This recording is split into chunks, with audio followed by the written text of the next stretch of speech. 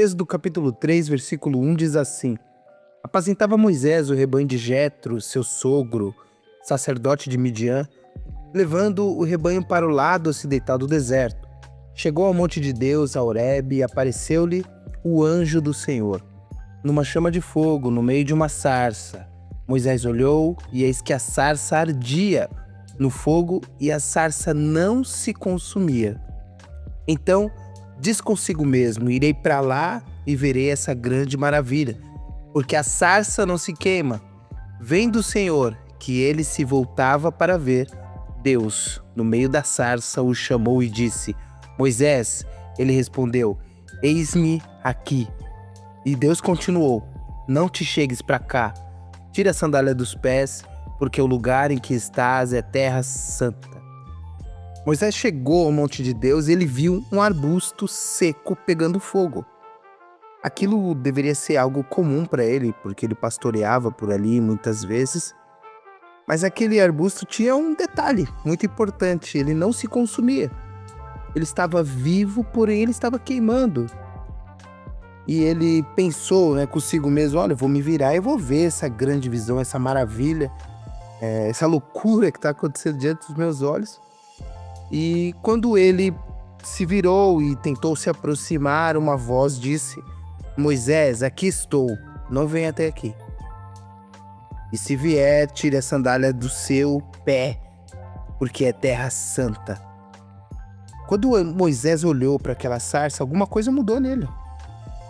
Alguma coisa mudou em seu interior e ele passou a olhar a sua vida de uma maneira diferente. Nós conhecemos um pouco da história de Moisés e nós sabemos para onde Deus o levou a partir dali. As coisas que ele viveu, as coisas que ele presenciou também, as maravilhas que ele viu Deus operar, tanto no Egito quanto no deserto, até chegar a uma terra que Deus havia prometido há muitos anos, há muito tempo. Quando Moisés olhou para aquela sarça, alguma coisa mudou dentro dele. De uma forma bem parecida, lá no Evangelho de João, no capítulo 1, a partir do versículo 6, diz assim: Houve um homem enviado por Deus cujo nome era João. Este veio como testemunha para que testificasse a respeito da luz, a fim de que todos virem a crer por intermédio dele. Aí pulando lá para o versículo 32, Essa é uma introdução da história de João.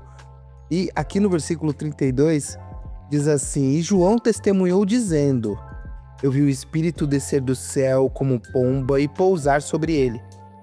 Eu não o conhecia, aquele porém que me enviou a batizar com água me disse: Aquele que sobre quem vires descer e pousar o Espírito, este é o que batiza com o Espírito Santo. Versículo 34 agora: Pois eu, de fato, vi e tenho testificado do que ele é Filho de Deus. João Batista, ele era primo de Jesus, ele era um parente próximo de Jesus. Mas ele fez escolhas em sua vida, ele se consagrou ao Senhor e ele decidiu viver fora do povoado, O pessoal até brinca com a aparência de João e com aquilo que ele comia, que ele se alimentava no deserto. Ele vivia no deserto, pregando o arrependimento e pregando, o batismo. No batismo de Jesus, vem esse relato de João, capítulo 1, versículo 32. Ele fala que ele viu o Espírito descer do céu como uma pomba. Desceu uma pomba e João viu. Algo muito especial aconteceu naquele dia. E quando ele viu aquela pomba, uma voz do céu se manifestou e falou: Olha, esse é o meu filho amado em quem eu me comprazo. Quando ele batizou Jesus, ele segurou Jesus em seu colo e deitou Jesus naquela água. E quando ele voltou, ele viu a pomba descer do céu. Ele viu a manifestação plena da natureza de Deus, que é o Filho. De igual modo também, um terceiro exemplo que eu quero usar aqui lá em Atos, capítulo 9, versículo 1. Eu vou ler do 1 ao 7, diz assim: Saulo, respirando ainda ameaças e morte contra os discípulos do Senhor, dirigiu-se ao sumo sacerdote. Ele pediu cartas para as sinagogas de Damasco, a fim de que, caso achasse alguns que eram do caminho, assim homens como mulheres os levassem presos para Jerusalém. Seguindo ele estrada fora, ao aproximar-se de Damasco, subitamente, isso é de novo, subitamente, uma luz do céu abrilhou ao seu redor, e caindo por terra, ouviu uma voz que dizia: Saulo, Saulo, por que me persegues? Ele perguntou: Quem és tu, Senhor? E a resposta foi: Eu sou Jesus, a quem tu persegues. Mas levanta-te, entra na cidade, onde te dirão o que convém fazer. Versículo 7. Os seus companheiros de viagem pararam emudecidos, ouvindo a voz, não vendo, contudo, ninguém. Saulo viu o próprio Jesus. É interessante que ele respirava ameaças de morte contra os cristãos, os cristãos primitivos lá da igreja primitiva. Ele respirava essas ameaças de morte, ele fazia seus conchavos para perseguir essas pessoas que ele considerava hereges, pessoas que blasfemavam contra Deus e tudo mais. Só que o detalhe importante era que Saulo, ele não era satanista, e ele fazia tudo isso em nome de Deus. Ele era um cidadão romano, ele era um membro do Sinédrio, da mais alta cúpula judaica, e naquele dia, no caminho que ele estava, rumo a Damasco, uma luz brilhou ao seu redor, e ele viu Jesus naquela luz, após a sua ressurreição. Quando ele caiu por terra, caiu no chão, ele levantou cego. Ele viu o próprio Jesus e ficou cego. Os nossos olhos naturais não conseguem ver o sobrenatural. Saulo, o nome dele aqui nessa parte está tratado como Saulo. Paulo, depois ele se torna Paulo depois, por uma questão só de um nome romano dele e tudo mais. Porém, Saulo, ele fechou os olhos para o natural. E o natural deixou de fazer sentido para ele quando ele viu algo naquela experiência. Por isso, eu quero te dar um conselho hoje: feche os seus olhos para o natural. Provavelmente Paulo, ele escreveu isso aqui depois, Lá em Hebreus, capítulo 12, versículo 2, nós não sabemos até hoje quem é o escritor de Hebreus, porém, Paulo, ele é um forte candidato e fala, provavelmente foi Paulo que escreveu, E diz assim, Hebreus 12, 2, diz assim: tendo os olhos fitos em Jesus, autor e consumador da nossa fé. Ele, pela alegria que lhe fora proposta, suportou a cruz, desprezando a vergonha, e assentou-se à direita do trono de Deus. É muito interessante, eu quero ler para você agora o versículo base dessa palavra que eu tenho queimado tanto ao meu coração. Lá no livro de Salmo, no capítulo 34, versículo 5, diz assim: contemplai-o, e sereis iluminados, e o vosso rosto jamais sofrerá vexame. Lendo na tradução da NVI, fala assim: os que olham para ele estão radiantes de alegria.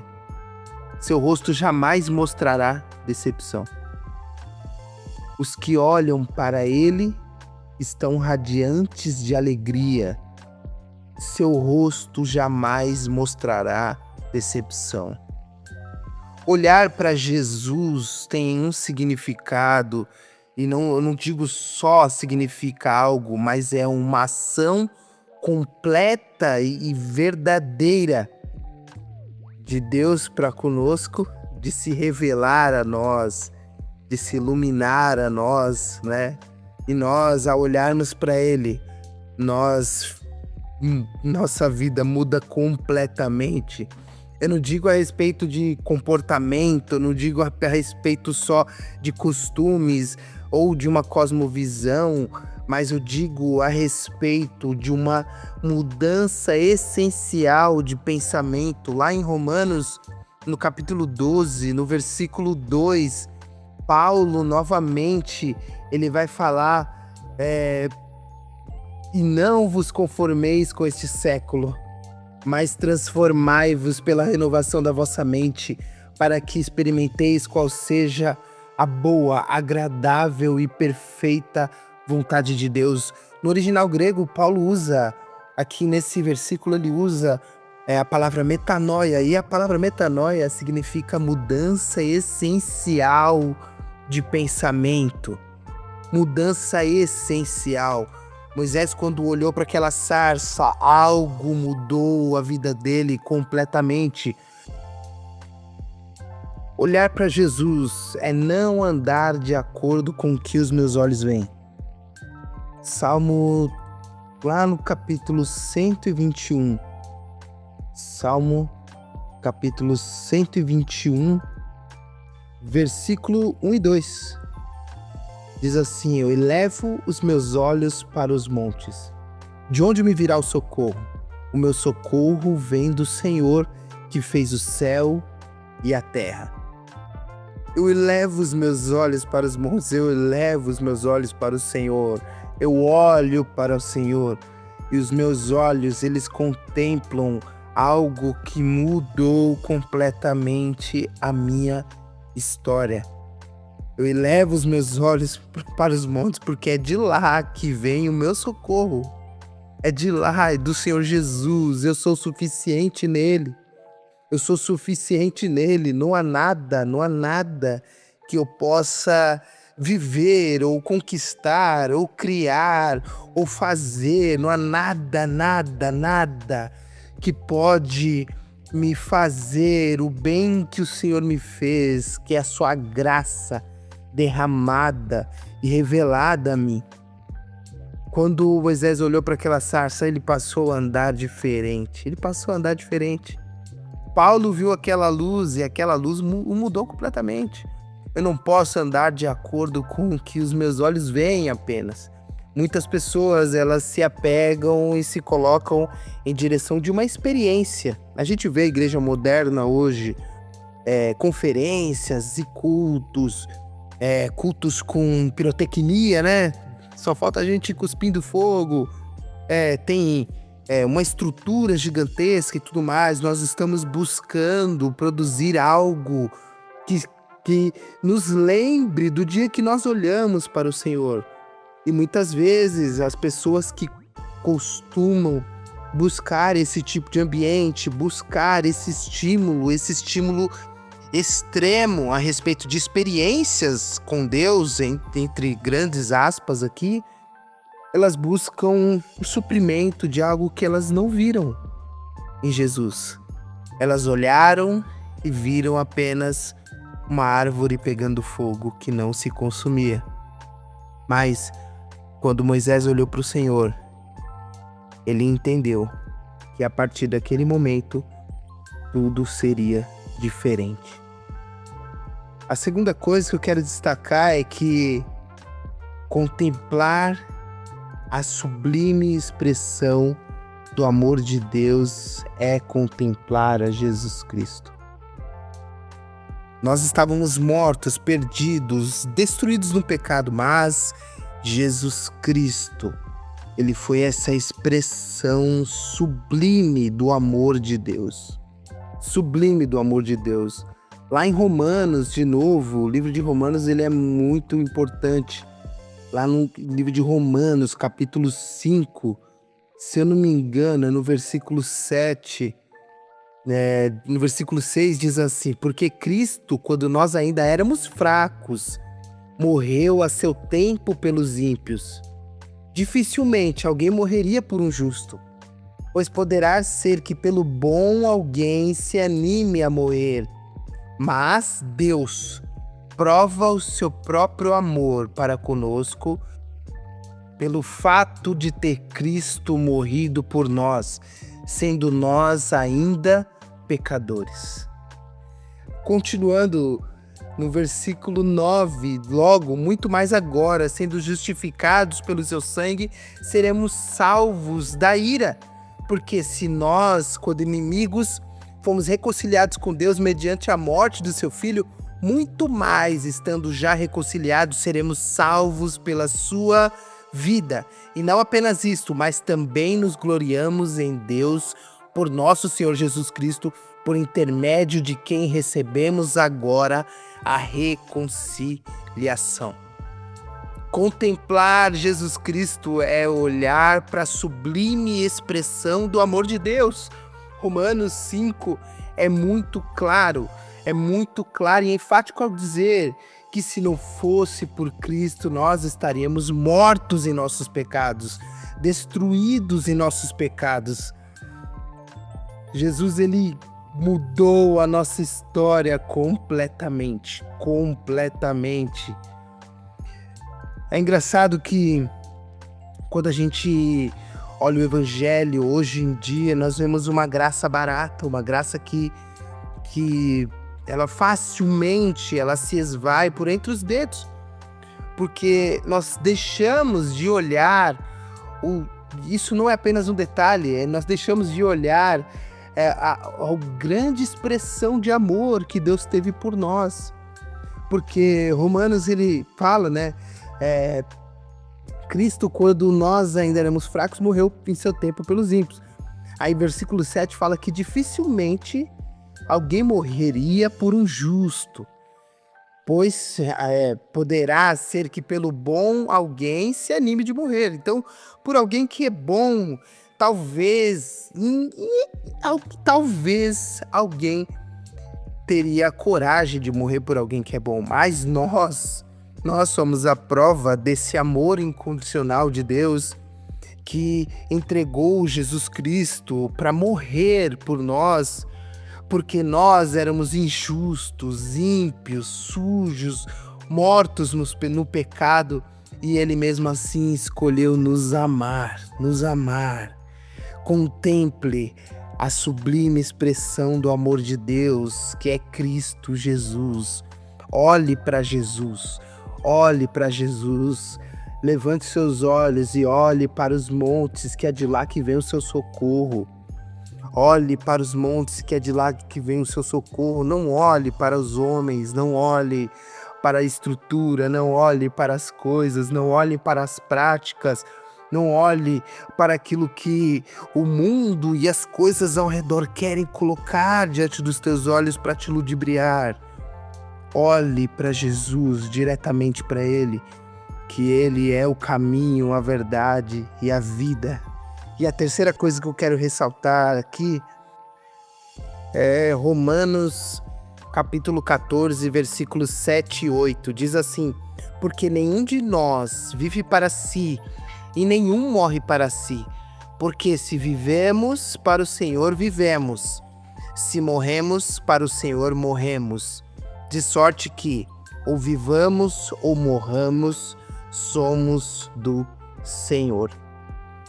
É muito forte essa passagem. Também lá no livro de Romanos, também foi Paulo que escreveu isso, é que nenhum de nós vive para si. A terceira coisa, né, como eu falei, nós precisamos contemplar a nossa única esperança na vida e na morte. É que eu não pertenço a mim mesmo. Eu pertenço ao Senhor. É muito engraçado que quando alguém se converte, né, a gente assiste, né? Hoje mesmo eu estava comentando com a minha esposa a respeito de uma pessoa famosa que se converteu, né, que entregou a vida para Jesus e tudo mais. Nós não conhecemos pessoalmente, então não podemos dizer se foi algo real e tudo mais. Mas a pessoa, quando faz a primeira entrevista e tal, dá a primeira entrevista, o pessoal pergunta: olha, você se converteu e tal?